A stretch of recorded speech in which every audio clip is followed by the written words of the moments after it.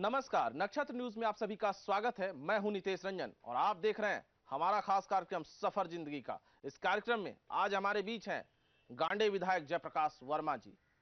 BJP से विधायक हैं। इनके सफर में भी उतार चढ़ाव रहे होंगे।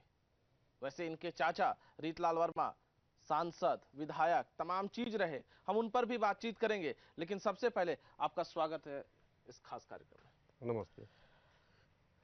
बचपन में अगर आप देखें तो जन्म कहां पर हुआ? बचपन में हमारा भंडारो गांव में जन्म हुआ। किस जिला में पड़ता है? वो गिरिडीह जिला में पड़ता है। पढ़ाई के लिए कैसे क्या पढ़ाई के लिए शुरुआती दौर में तो मैं गांव में एक आध साल पढ़ा था। बीच में वो नर्सरी वाला क्लास पढ़ा था। फिर 77 में मेरे अंकल एमपी बने तो मैं दिल्ली चला गया पढ़ने के लिए। और जब दिल्ली गया तो मैं जब चूँकि 5 बहनों के बाद लड़का हुआ था तो लोगों को लग रहा था कि नहीं, बहुत दिनों बाद घर में लड़का आया है। पहले लड़का का ही ज़्यादा चाहत होता था, तो इसलिए माँ की ममता ने फिर से मुझे बहुत प्रेरित किया और पिताजी को भी तंग किया कि नहीं, उनको दिल्ली से वापस बुला लीजिए। और दिल्ली में 2-3 साल के बाद मैं फिर वापस गिरिडीह आ गया। गिरिडीह में आया तो लोगों ने पढ़ाई के बारे में चिंता की, कहाँ पढ़ना चाहिए। फिर बातें हुई तो फिर सैनिक स्कूल तिलिया में मेरा नाम दाखिला लोगों ने करवाया। आपके पिताजी क्या करते थे? मेरे पिताजी मुख्यतः किसान थे और वो लोकल इलाकों में डॉक्टर थे। वो प्रैक्टिस करते थे और जनता का इलाज करते थे। बहुत लोकप्रियता उन्होंने हासिल किया था इलाज में। एमबीबीएस डॉक्टर थे? नहीं, वो एमबीबीएस नहीं थे, वो जीएमएस थे। परंतु उनके पास इतना नॉलेज था, रियस था कि बहुत इलाका से बड़े बड़े डॉक्टरों के पास इलाज करा के लौटे हुए लोग भी उन्हीं के पास से इलाज कराते थे और बहुत सफलता मिलती थी। लोग ठीक होते थे उस इलाके में। जी हाँ, लोकप्रियता पूरे, हमको लगता है कि पूरे जिले में, एक गांव नहीं, एक प्रखंड नहीं, पूरे गिरिडीह जिले में उनकी लोकप्रियता रही थी।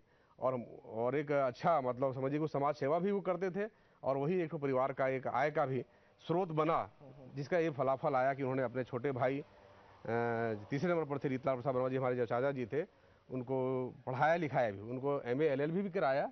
उसके बाद पिताजी ने ही रीतलाल जी को पढ़ाने का काम? जी जी जी। हमारे दादाजी तो साधारण किसान रहे थे और उनके पास भी उतना आय का ऐसा स्रोत नहीं था, परंतु हमारे पिताजी ने ही जो मेहनत किया उस समय, उसी मेहनत का फलाफल था कि चाचा जी को पढ़ाने से लेकर के एमए एलएलबी कराने के बाद उनको लगा कि हम लोग भी इस क्षेत्र में जनप्रतिनिधित्व कर सकते हैं। और उस दौरान फिर वो चुनाव एमएलए का पहले लड़ाई 67 में वो जनसंघ से लड़ाए तो उसमें पहली बार हार गए। फिर 72 का चुनाव में हमारे चाचा जी जमुआ विधानसभा से एमएलए बने थे और फिर तुरंत फिर 77 का जो चुनाव हुआ, लोकसभा का टिकट मिला और फिर 77 में पहली बार एमपी बने और फिर लगातार 6 बार एमपी बने।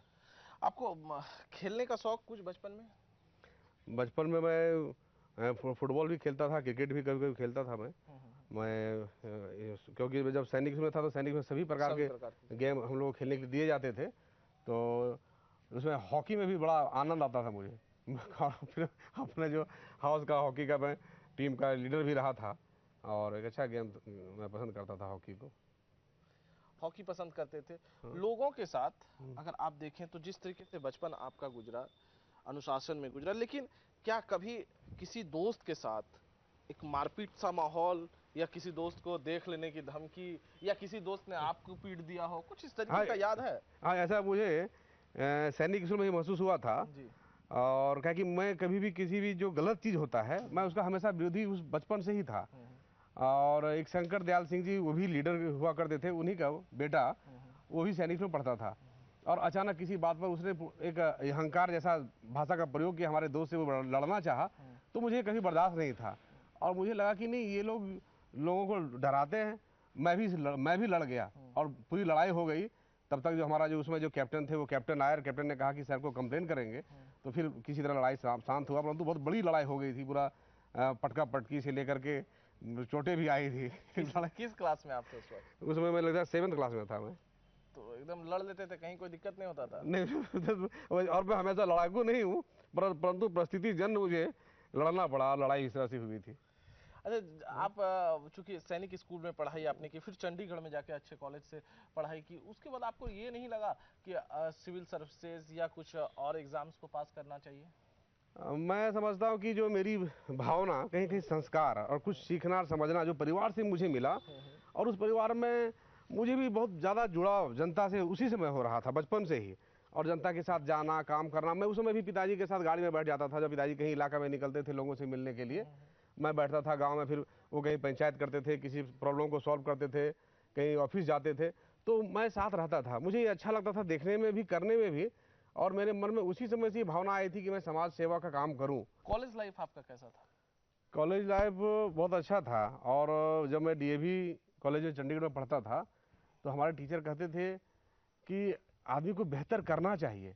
वो एग्जाम्पल देते थे महान खिलाड़ी कपिल देव जी का भी, कि कपिल देव भी यहीं के विद्यार्थी थे, तो उन्होंने खेल को चुना और खेल में समर्पित होकर काम करने लगे, वहाँ उन्हें सफलता मिली। इसलिए जो जो छात्र जिस तरफ भावना रखता है, जो बनना है, उसकी तरफ समर्पण चाहिए, उसकी तरफ एकाग्रता चाहिए, कंसंट्रेशन चाहिए। जहां वो कंसंट्रेट कर जाएगा उस चीज को, तो निश्चित रूप से उसे उसका लक्ष्य हासिल होगा। पढ़ाई की है? DAV college Chandigarh. उसी से कपिल देव ने भी पढ़ाई? जी हाँ, उसी से पढ़ाई की। आए थे कपिल देव? कपिल देव जी एक बार आए थे कॉलेज में, मुलाकात हुई थी। उस वक्त क्या लगा? उसमें लगा कि देश के बहुत महान खिलाड़ी से मिल रहा हूँ, बहुत खुशी हुई थी। और फिर वैसे कभी कभी वो ऑफ टाइम में होते थे, तो हम लोग भी मॉर्निंग वॉक में निकलते थे, तो मॉर्निंग वॉक में भी हमें हमेशा उनको देखने का लालसा होता था कि किस रास्ते से, उनका घर के बगल का रास्ता में हम लोग गुजरते थे। फिर कभी कभी सुबह सुबह देख लेते थे, हम लोग बड़ा अच्छा लगता था। और कुछ याद है कॉलेज की? और कॉलेज में तो जैसे यूनिवर्सिटी लाइफ के जब हम लोग शुरुआत, तो वैसे कॉलेज तो हमारा ये था, केवल बॉयज़ कॉलेज था। यूनिवर्सिटी लाइफ गर्ल से भेंट नहीं होता था वहाँ? नहीं, बॉयज़ कॉलेज था वो। मैंने बाहर कहीं भेंट होता था? नहीं। हाँ, फिर पीजी का जो लाइफ हुआ, पोस्ट ग्रेजुएशन जब हम लोगों ने किया, यूनिवर्सिटी के अंदर किया, तो वहाँ थे, सभी थे, गर्ल्स थे, बॉयज़ थे, सभी थे। तो वहाँ पर एक ग्रुप बनता था, माहौल बना। तो जैसे हम लोग बिहार से भी पढ़ने वाले कुछ थे हमारे, मैं जब ज्योग्राफी डिपार्टमेंट में था, तो बिहार के भी लोग थे। तो हम लोग का एक स्वभाव अलग था, हम लोग ग्रुप में पहले से ही थे। जब हम लोग ग्रुप में थे, तो कुछ जो हॉस्टल में जो लड़कियां रहती थी, तो उन लोगों का ग्रुप बन गया, हम लोग का ग्रुप बन गया। तो ये ग्रुप बढ़िया फ्रेंडशिप था। और एक बड़ा, मैंने, हम तो इस चीज़ का हमेशा अभी भी विरोधी हैं, परंतु स्टूडेंट लाइफ में लगता है कि कभी कभी कुछ लोगों ने कहा कि आज जो यूनिवर्सिटी के मेस में पार्टी है, होली का पार्टी होता था, तो पार्टी के दिन पूरा चिकन वगैरह बना हुआ था। तो उस लाइफ में लोग, अब गर्ल्स हॉस्टल में चिकन बनता नहीं था, तो फंक्शन का दिन था, इसलिए वहाँ बफे सिस्टम से मेस में खाना चल रहा था। तो प्लेट में एक बार, ठीक है, एक बार तुम लेके आओ, एक बार हम लेके आए, हम लोग बार बार लेके जा रहे हैं, और खिड़की से बाहर एक आदमी को बाहर बैठा दिया। तो इस प्रकार से हम लोगों ने लगता है 2-3 केजी 4 केजी चिकन उस दिन मैंने जुगाड़ किया था, ताकि जो गर्ल्स हॉस्टल में हम लोग के जो फ्रेंड हैं, उन लोगों को चिकन दिया जा सके। ऐसा किसी लड़की से जीवन में नोक झोंक हुई कॉलेज लाइफ में?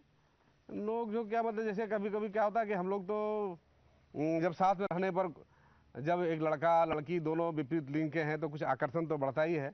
और किसी को लगता है कि नहीं वो लड़की मुझे अच्छी लग रही है, किसी लड़की लगता है कि वो लड़का मुझे अच्छा लग रहा है, तो इस टाइप की कुछ बातें होती है। उसी तरह से मैं, एक लड़की मुझे भी अच्छी लगती थी, और अच्छी लगती थी, तो आपकी पत्नी सुन रही है? लगभग उन्हें कुछ पता भी है। अच्छा। तो फिर क्या हुआ? तो एक दिन क्या हुआ कि लोगों ने, फ्रेंड ने कहा कि यार, जब ऐसा कुछ सोचते हैं हम लोग हैं, तो दोस्ती थोड़ा सा और बढ़े, कार्ड दे देना चाहिए। मेरा फास्ट फ्रेंड था वो, मैंने बताया कि राजकुमार और दिवेश लोगों का टीम था। तो उन लोगों ने भी कहा कि जेपी ऐसा क्यों नहीं करता, क्या सोचता है यार, एक कार्ड दे देना चाहिए। और मैंने कार्ड दे दिया। और कार्ड देने के बाद रिएक्शन हुआ। कार्ड देने के बाद उसने कहा कि तुम मुझे ऐसा समझते हो, हम लोग इतना अच्छा फ्रेंड हैं, और तुमने मुझे कार्ड दिया है, ये ठीक नहीं है। तो फिर बहुत दिन तक बात बंद रहा हम लोग का, बातचीत हम लोग नहीं करते रहे। और जब नहीं किए तो फिर और भी दूसरे जो फ्रेंड थी, गर्ल्स फ्रेंड या बॉय, और भी जो क्लास में पढ़ने वाले लोग थे, तो एक और हमारी फ्रेंड थी जिसका नाम उसे राखी था, अभी वो आईएएस की पत्नी है। उसने कहा कि जेपी तुम इतने अच्छे स्टूडेंट हो, तुम इतने अच्छे घराने को हो, तुम्हारा इतना अच्छा नेचर है, तुम क्यों परेशान होते हो इसी लड़कियों वाले? मैं परेशान नहीं होता हूँ, उन्होंने सारे क्लास में ऐसा कहा, इसलिए वो समझा रही थी कि हम लोग को अच्छा ढंग से रहना है, अच्छा ढंग से काम करना है।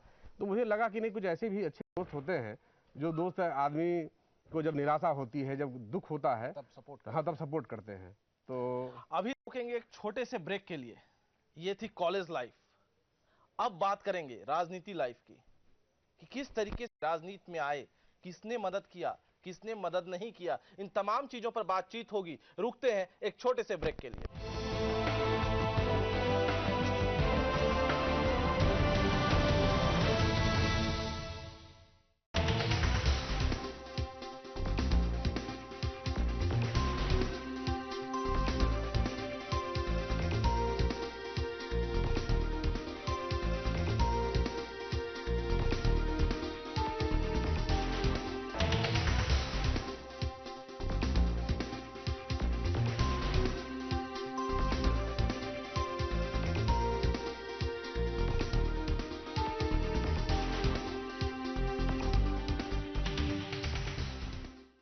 College of Engineering Bhubaneswar, a learner's paradise for engineering and management education since 1999. Offering Wi-Fi campus, in-campus hostel, e-learning library, and the proactive placement cell makes you excel in the campus drive. That's why CEB goes beyond education. Visit kaustubgroup.ac.in.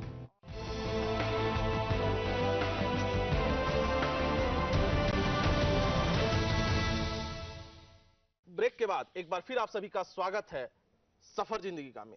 हमारे साथ जयप्रकाश वर्मा जी बने हुए हैं। अब किस तरीके से राजनीति में आए ये भी जान लेते हैं इनसे, क्योंकि कॉलेज लाइफ बड़ा इंटरेस्टिंग इनका था। कैसे ये रिजेक्ट हुए, रिजेक्ट कर दिया एक लड़की ने इन्हें, लेकिन फिर दूसरी लड़की ने समझाया कि तुम अपनी मेंटलिटी को, तुम पढ़ने में अच्छे हो, तुम आगे बढ़ो, और वो फिर आगे बढ़ते गए। वर्मा जी, राजनीति में कैसे आए? जैसा कि मैंने पहले ही बताया, पूरा मेरे घर का पृष्ठभूमि राजनीतिक है और मैं उसी की तरफ मेरा भी रुझान बढ़ता चला गया। और खासकर मैं पिताजी के साथ रहता था। पिताजी मुझे बहुत प्यार करते थे और मैं समझता हूँ कि अपने जीवन में मैं भी पिताजी को बहुत प्यार करता था। और मैं जितना ज़्यादा उनको प्यार करता था, मैं शायद जीवन में और किसी को नहीं भी प्यार कर सकता हूँ और नहीं भी करता हूँ। तो उस कारण से मैं इस तरफ ज़्यादा झुकाव रहा और मैं ऐसा सोचता था। इसी कारण से मैंने भी जनता की सेवा चुनाव लड़ने की इच्छा आपको किस ईस्वी में हुई? वैसे तो चुनाव लड़ने मैं जब आया तो यहाँ पर फिर लेक्चरर बन गया। वापस पढ़ के आया तो लेक्चरर बना, और लेक्चरर सब जानते हैं कि लेक्चरर चुनाव लड़ सकता है। तो वैसे तो मैं उसमें, मेरे पिताजी चुनाव कभी लड़ते नहीं थे, लड़ाते थे। गिरिडीह जिला में जितने भी आप नेता देख रहे हो, ये बाबूलाल मांडी जी को देख रहे हो, मेरे पिताजी ने लाया। रविंदर राय जी को, चंद्रमोहन प्रसाद सिन्हा जी पहले थे, उन्होंने मेरे पिताजी ने लाया। सुक्का रविदास जी पहले एमएलए हुआ करते थे। रमेश यादव जी पहले एमएलए हुआ करते थे। बाबूलाल जी को भी आपके पिताजी ने लाया? मेरे पिताजी नहीं उनको लाया। मेरे पिताजी उनके गुरु रहे और उनको फिर उनका गांव तीसरी पड़ता है मेरे घर से। बाबूलाल जी ये मानते हैं? अब मानना चाहिए उनको, ये सच है, मानना चाहिए। अगर नहीं मानते तो मैं नहीं कुछ कर सकता, परंतु यही सच है जी। तो उसके बाद राजनीति में जो है आप 2000 में पहली बार चुनाव लड़े। 2000 तो उस वक्त चूंकि आपके चाचा जी को खड़ा किया था आपके पिताजी ने। जी हाँ। 6 बार एमपी रहे थे वो ना? जी हाँ, 6 बार एक बार एमएलए रहे थे। आपके चाचा जी ने कैसा सपोर्ट किया आपको, क्या गुजरा उस वक्त? मैंने चाचा जी को कहा कि आप चुनाव लूज किए हैं, ऐसे में अगर हम लोगों के लिए प्रत्याशी बनाने की मांग पार्टी के आला कमान से किया जाए, हम लोग चुनाव लड़ेंगे तो एक व्यक्ति एमएलए रहेगा, फिर आने वाले दिनों में जब एमपी चुनाव होगा फिर आप लड़ेंगे तो एक ताकत आपको मिलता रहेगा। एक तो मैंने उनको सलाह दिया, परंतु अब उनके मन में क्या मानसिकता रही थी हमको समझ में नहीं आता है, क्योंकि उनको पढ़ाने से लेकर के एमपी बनाने तक का सारा, मेरे जिस प्रकार से एक बेटा को लोग मानता है, करता है, उस प्रकार से मेरे पिताजी ने चाचा जी को अपना बेटा के रूप में सारा कुछ जीवन का जितना भी मेहनत था उन पर नौछावर किया था। और मुझे भी उम्मीद था कि चाचा जी मुझे भी सपोर्ट करेंगे, परंतु उन्होंने साफ इनकार कर दिया कि नहीं, मैं भारतीय जनता पार्टी के आला कमान से बात नहीं कर सकता हूँ। उस वक्त आपके दिल पर क्या गुजरा? उसमें मुझे बहुत दुख भी हुआ और लगा कि क्या ऐसे भी लोग होते हैं, इतना दिन का मेहनत, इतना दिन का सेक्रीफाइस और कुर्बानी को भी लोग भूल जाते हैं। मुझे बहुत दुख हुआ था। और जब दुख हुआ तो फिर ऐसे में अचानक मुझे शौकनी चौधरी जी के माध्यम से लालू जी का सहारा मुझे मिला। लालू जी ने पहली ही मुलाकात में कहा मौका देंगे, और उसके बाद तो हम तैयारी में फिर लग गए थे और फिर चुनाव हुआ। टिकट मिला आपको? टिकट मिला। उस बार हार गए? जी हाँ, उस बार हार गए। कितने वोट से हारे? उस बार क्या हुआ कि मैं तो, जब बात हम कर रहे हैं तो लोग सुनते ही होंगे और सुनेंगे, वो क्या हुआ कि हम तो उस चुनाव में भी जीतने वाले थे, परंतु लोगों ने, जो विपक्षी लोगों ने मुझे भारतीय जनता पार्टी का पृष्ठभूमि का व्यक्ति का नारा बुलंद किया और कहा कि ये भाई भारतीय जनता पार्टी के पृष्ठभूमि का है, ये जो है सो मुसलमानों का हितैषी नहीं है, मुसलमानों का दुश्मन होगा, इसके पिताजी ये है वो है।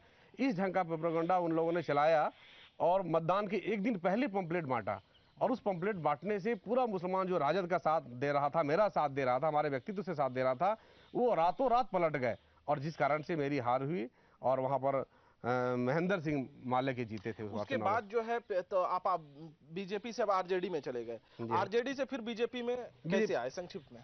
अब वो बाबूलाल मांडी जी और रविंद्र कुमार राय जी मेरे घर आए और उन्होंने कहा कि भारतीय जनता पार्टी आपका घर है, आपके घर के बाहर के लोगों ने आपको टिकट दे दिया, आप चले गए। हम वो लोग उस बात को दोहराना नहीं चाहते हैं, परंतु आप घर वापस आइए, घर में आपको सम्मान मिलेगा, जगह मिलेगा, हम आपको समझते हैं। बाबूलाल जी और रविंदर राय दोनों आपके घर गए थे? जी जी जी। और उसके बाद जो है टिकट मिला 2005 में? नहीं, टिकट नहीं मिल पाया। अब मेरा संघर्ष का जो कहानी शुरू होता है, जैसे 2000 चुनाव तो मैंने लड़ा पिताजी के नाम पर, पिताजी के व्यक्तित्व पर। उसके पहले मैं काम करता था, परंतु 2000 के बाद उस राष्ट्रीय जनता दल के चुनाव के बाद मैं बहुत मेहनत किया। तो ये मेरा तमाम विशेषता देखकर कि भाई लोगों को लगा कि भाई आखिर इसका हम आलोचना करेंगे तो कैसे करेंगे, तो लोगों ने बस मुझे रोकने का प्रयास शुरू कर दिया। और जब उन्होंने लोगों ने रोकने का प्रयास किया तो मैं उनके प्रयास को विफल करने के लिए बहुत मेहनत करता रहा। मैं गाँव का गाँव साइकिल से, कभी पैदल। लोग लगा रही पंजाब यूनिवर्सिटी में पढ़ के आया हुआ सुकुमार व्यक्ति भी पैदल घूम सकता है, साइकिल चला सकता है। 4 दिन साइकिल, पूरा महीना भर पैदल यात्रा करना और गांव-गांव में लोगों को जागृत करना, बहुत अभियान मैंने चलाया। परंतु मैं समझता हूं कि मेरे साथ सच्चाई है, मेरा लगन है, मेरा मेहनत है, ईमानदारी है, मेरा जो निष्ठा है। अच्छा, एक बात बताइए कि आप 2014 में चुनाव जीत गए, उसके बाद जो है अब हम थोड़ा सा, चूंकि अब पॉलिटिकल ये सिनेरियो हो गया, शादी जो आपकी हुई वो किस ईस्वी में हुई थी? 1995 में हुई थी। 1995 में शादी हुई थी। जी हाँ। वैवाहिक जीवन ठीक से? हाँ ठीक है, उसमें मतलब हम लोग तो बात उस पर नहीं कि वैवाहिक जीवन भी अगर कहा जाए तो 1995 में जब हमारी शादी हुई तो ये आदमी में कितना सेक्रीफाइस हो सकता है। आदमी का व्यक्तित्व तो अपने मुंह से नहीं बोला जाता है, फिर भी जब बातें उठ गई है तो मैं बताना चाहता हूँ, जब मेरी शादी हुई और शादी के बाद जब पत्नी घर आई और घर आने के मैंने 1 या 2 महीना के बाद ही उन्हें एक बहुत कठिन बीमारी का सामना करना पड़ा।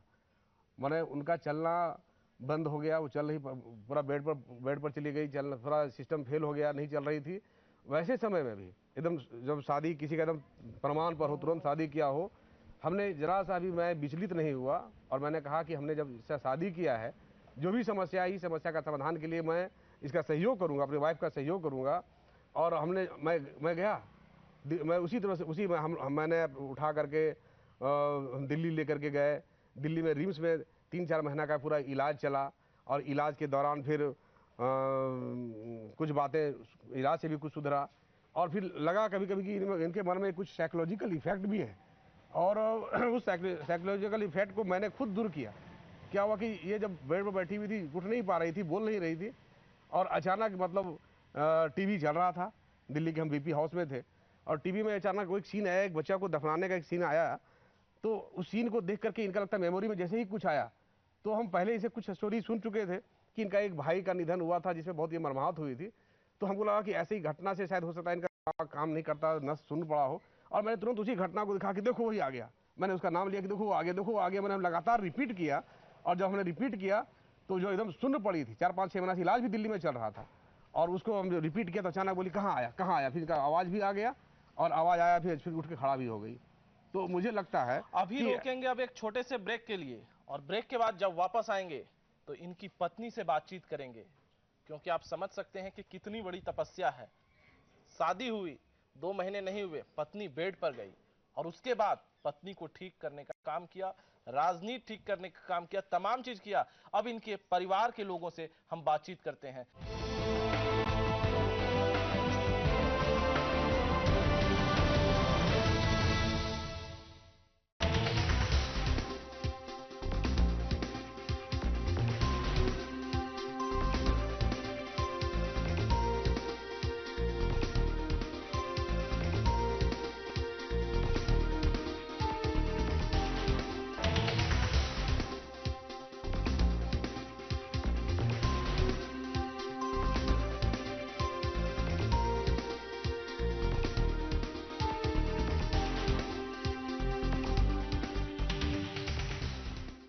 Ghanshyam Hemlata Institute of Technology and Management, GHITM, situated in the Marine Drive, Puri, a premier Gurukul offering BTech since 1997, with a holistic academic environment having in-campus hostel, reactive placement cell, round-the-clock library with e-learning facilities, best-in-class labs and much more. The institution that offers all the core branches of engineering education, GHITM, Puri. For details, visit www.ghitm.ac.in.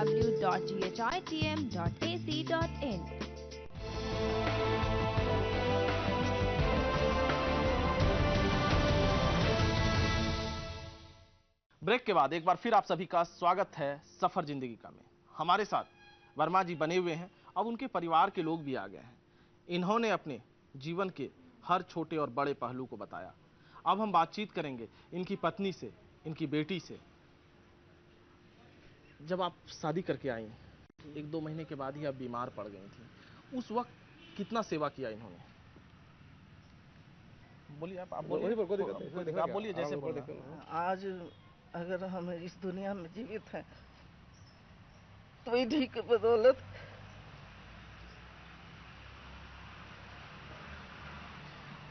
आप रो रही हैं।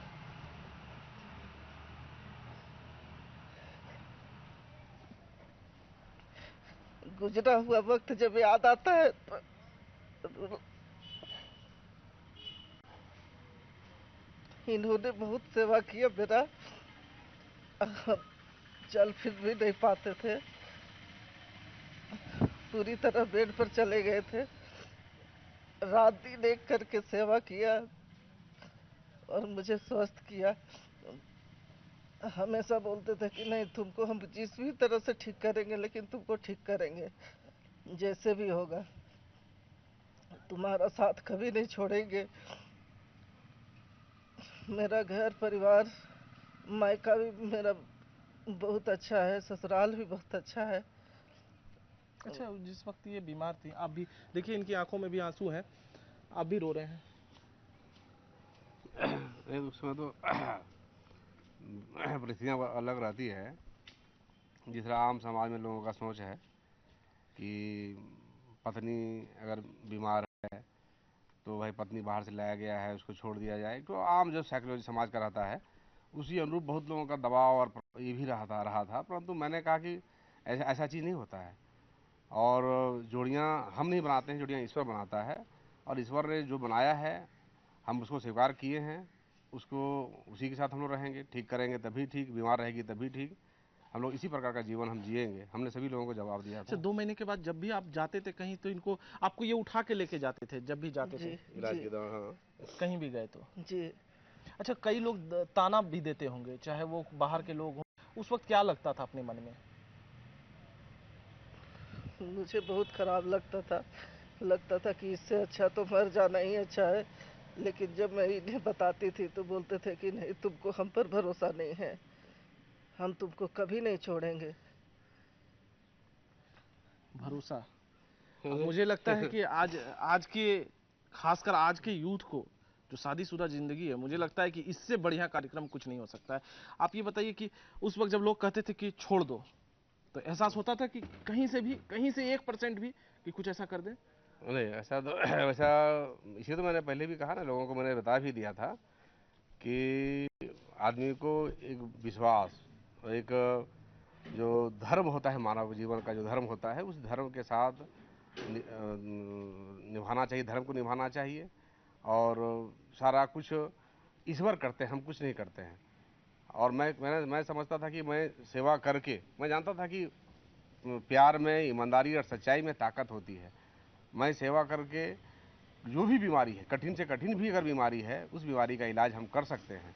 इसीलिए हमने इलाज में कहीं कमी नहीं छोड़ी। जो आंखों से आंसू आज आपके निकले, वो आंसू उस वक्त भी निकलते होंगे जिस वक्त इनको देखते होंगे?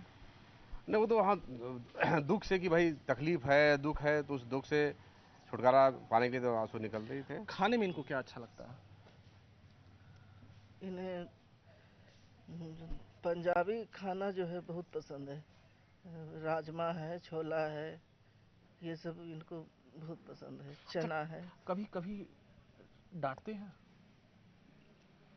हाँ, कभी कभी कुछ अगर गलत है वैसा तो। इनमें कमी क्या है? आजकल के अच्छाइयाँ तो हमने देख ली, कमी क्या है? कमी यही है कि आज का जो जीवन है, इसमें इतना झूठ बोलते हैं लोग, पर ये सच बोलते हैं। ये इनकी सबसे बड़ी कमी है। क्या पापा से कुछ सीखने को मिला? हाँ, मुझे पापा से बहुत कुछ सीखने को मिला। जैसे कि सब लोग कहते हैं कि हम ज़्यादातर लोग आकाश, जलाशयों और पृथ्वी का वर्णन करते हैं, लेकिन कीचड़ का वर्णन कोई नहीं करता। लेकिन इन्होंने मुझे बताया कि कीचड़ से जब किसी को पंख नाम बोलते हैं तो वो बेचारा बहुत घृणास्पद हो जाता है, लेकिन जब हम उसे पंकज बोलते हैं तो उसे बहुत वो मग्न मुग्ध हो जाता है। तो इन्होंने मुझे बताया जैसे कीचड़ में कमल खिलता है, वैसे ही हमें हमारी परेशानियों को, तकलीफ़ों को, दर्द से आगे बढ़ के कुछ अच्छा कर सकने का। और मेरे पापा से हमेशा ये सीखा है कि अगर हम कुछ अच्छा करना चाहते हैं तो हमारी जो तकलीफ़ें है वो हमें कभी भी हमारे लक्ष्य तक पहुंचने के लिए रोक नहीं सकती, हम वो कर लेंगे। कौन है ये? बड़े पापा। बड़े पापा हैं। क्या कहते हैं तुमको? मारते हैं? नहीं मारते हैं? हम लोग आज इस राजनीतिक मुकाम पर भी पहुँचे हैं, तो इसमें हमारा छोटा भाई भी बहुत बढ़ चढ़ के भूमिका निभाता है। मेरे एब्सेंट में भी सारा काम को देखना, सारे लोगों को ठीक करना, सारे व्यवस्था चीज़ों को व्यवस्थित करना, वो सारा काम करता है। तो उस समय भी मैं बता रहा था उसी एग्जाम्पल से कि जो छोटी लड़की थी उसको हम लोग खाना खिलाते थे, वो कुछ बोलती नहीं थी। कभी मैं घर में रह गया तो मैं उसको बैठा कर खिला रहा हूँ, 1 घंटा लगता था। कभी हमारी वाइफ खिलाती थी, कभी ये भी नहीं है तो मेरा छोटा भाई ही खिलाता था। अब हम तीनों ने उसकी इतनी सेवा की, जो डॉक्टरों ने कह दिया था कि 5 महीना में ही ज़्यादा नहीं बचेगी, परंतु उसको हम लोगों ने 3 साल तक अपने सेवा के बल पर लाइव रखा था। बेड पर पड़े पड़े हम लोगों ने भोजन खिलाया और उसको हम लोगों ने रखा, परंतु आज वो हमारे बीच नहीं है। हम उसे श्रद्धांजलि भी देते हैं और हमें दुख भी है। और आज एक लड़की है और ये बच्चा हम ही लोग के साथ आता है। मेरा छोटा भाई का लड़का है। क्या क्या बनना चाहती हो? मैं डॉक्टर बनना चाहती हूँ। क्यों? मैं चाहती हूँ कि जो लोग बीमार हो जाते हैं और उनके पास सारी सुविधा नहीं होती है और उन्हें फिर उसके लिए सफ़र करना पड़ता है, तो वो मैं ठीक करना चाहती हूँ। पत्नी ने कहा कि इनमें सबसे बड़ी कमी है कि झूठ ही नहीं बोलते हैं। तो ठीक ही बोलते हैं कि मैंने कहा कि मैंने शुरू से ही ऐसा ही मेरा नेचर रहा है। और आज इसीलिए मैं नहीं जानता हूँ कि आज कितने लोग भ्रष्टाचार से इस प्रकार की लड़ाई लड़ रहे हैं, केवल स्टेज पर भाषण देते हैं। परंतु मैं आज आप लोगों के सामने भी बोल रहा हूँ, यहाँ पर हजारों लोग आपके चैनल को देखेंगे। मैं उन लोगों को भी मैसेज देना चाहता हूँ कि भैया भ्रष्टाचार के लिए मैंने पहल किया है, आप लोग भी मेरा सहयोग दीजिए। अगर इसमें जनता मुझे साथ देगी, मैं अगले बार भी चुनाव जीतूंगा। जनता साथ नहीं देगी, मैं अगला बार हार जाऊंगा। इसका भी मुझे कोई गम नहीं होगा कि मैंने गलत काम का प्रयोग नहीं किया। मैं बता रहा हूँ, परसों मैं एक गाँव में गया, वहाँ एक गाँव का आदमी मेरे पास आया, बोला कि विधायक जी पता चला है कि आपने विधायक मद का 3 करोड़ रुपया का लिस्ट दे दिया, 1 भी रुपया नहीं लिया, अगला चुनाव आप कैसे लड़िएगा? मैंने कहा कि भैया अगला चुनाव की क्यों चिंता करते हो? अभी मैं चुनाव लड़ा था, मैं कौन सा एमएलए था? अभी मैं अपना मेहनत करता था, मैं प्रिंसिपल था कॉलेज का, मैं अपने घर में खेती बाड़ी मेरा है। मैं छोटा भाई को मैंने जिम्मेवारी दिया, दवाई का होलसेल का काम करता है, हमारा लोडर बैकहो का मशीन 2-3 ठो चलता है। तो हम लोग अपना काम को कर रहे हैं, उस मेहनत से कर रहे हैं, वहाँ से पैसा होता है। बड़े बेबाक अंदाज में और जिस तरीके से विधायक जी ने साफ गोई से कहा कि हमारे पास क्या क्या है और हमको उससे पैसा आ सकता है, इसलिए हम भ्रष्टाचार नहीं करेंगे। हम लोगों से अपील करते हैं भ्रष्टाचार ना करें। हाँ, इस एपिसोड में एक बात जरूर है कि एक पति पत्नी की सेवा किस हद तक जाकर कर सकता है, और वो भी शादी के पहले 2 महीने शुरुआती दौर में ही, वो इस एपिसोड को देखकर पता सारे लोगों को चलेगा। निश्चित रूप से अगले दिन किसी और खास मेहमान के साथ हम मिलेंगे और कुछ खास पहलुओं को उनके साथ शेयर करेंगे। आज दीजिए मुझे इजाजत।